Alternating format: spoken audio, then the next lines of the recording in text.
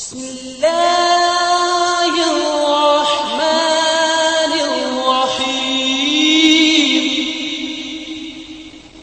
السلام علیکم ورحمۃ اللہ وبرکاتہ. نحمده ونصلی علی رسولہ الکریم، اما بعد. یہ خاص طور سے سبق ہے خواتین کے متعلق. میں نے مردوں کو تو خوب کہا کہ اپنی بیویوں کا خیال رکھو خیال رکھو خیال رکھو. مردوں نے کہا کہ مولوی صاحب ہماری کچھ عورتیں جو ہیں وہ بھی ٹیڑھی ٹیڑھی رہتی ہیں، ان کے بارے میں بھی کچھ بتا دیجئے. اب خواتین دھیان سے سنیں. نہایت خوش دلی کے ساتھ اپنے شوہر کی اطاعت کیجئے اور اس اطاعت میں مسرت اور سکون محسوس کیجئے، اس لیے کہ یہ اللہ کا حکم ہے، اور جو بندی اللہ کے حکم کی تعمیل کرتی ہے وہ اپنے اللہ کو خوش کرتی ہے. قرآن شریف میں ہے فالصالحات قانتات، نیک بیویاں شوہر کی اطاعت کرنے والی ہوتی ہیں. حضور صلی اللہ علیہ وسلم کا ارشاد ہے کہ کوئی عورت شوہر کی اجازت کے بغیر روزہ نہ رکھے. ابو داؤد میں یہ حدیث ہے. شوہر کی اطاعت اور فرما برداری کی اہمیت واضح کرتے ہوئے حضرت محمد صلی اللہ علیہ وسلم نے عورتوں کو تنبیہ کی ہے.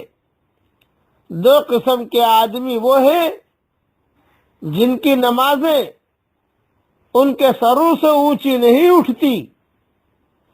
اس غلام کی نماز جو اپنے آقا سے بھاگ جائے جب تک وہ لوٹ نہ آئے، اور اس عورت کی نماز جو شوہر کی نافرمانی کرے جب تک کہ شوہر کی نافرمانی سے باز نہ آ جائے. یہ حدیث ترغیب ترہیب میں ہے. اپنی آبرو اور عصمت کی حفاظت کا اہتمام کیجیے اور ان تمام باتوں اور کاموں سے بھی دور رہیے جن سے دامن عصمت پر دھبا لگنے کا اندیشہ بھی ہو. اللہ کی ہدایت کا تقاضا بھی یہی ہے، اور اس ازدواجی زندگی کو خوشگوار بنائے رکھنے کے لیے بھی یہ انتہائی ضروری ہے. اس لیے کہ اگر شوہر کے دل میں اس طرح کا کوئی شبہہ پیدا ہو جائے تو پھر عورت کی کوئی خدمت اور اطاعت اور کوئی بھلائی شوہر کو اپنی طرف مائل نہیں کر سکتی. اس معاملے میں معمولی سی کوتاہی سے بھی شوہر کے دل میں شیطان شبہ ڈالنے میں کامیاب ہو جاتا ہے. لہذا انسانی کمزوری کو نگاہ میں رکھتے ہوئے یہ ہماری بیٹیاں اور مائیں جو بیویاں بن چکی ہیں خوب انتہائی احتیاط کیجیے. شوہر کی اجازت اور مرضی کے بغیر گھر سے باہر نہ جائیے، اور نہ ایسے گھروں میں جائیے جہاں شوہر آپ کا جانا پسند نہ کرے، اور نہ ایسے لوگوں کو اپنے گھر میں آنے کی اجازت دیجیے جن کا شوہر کو آنا ناگوار ہو.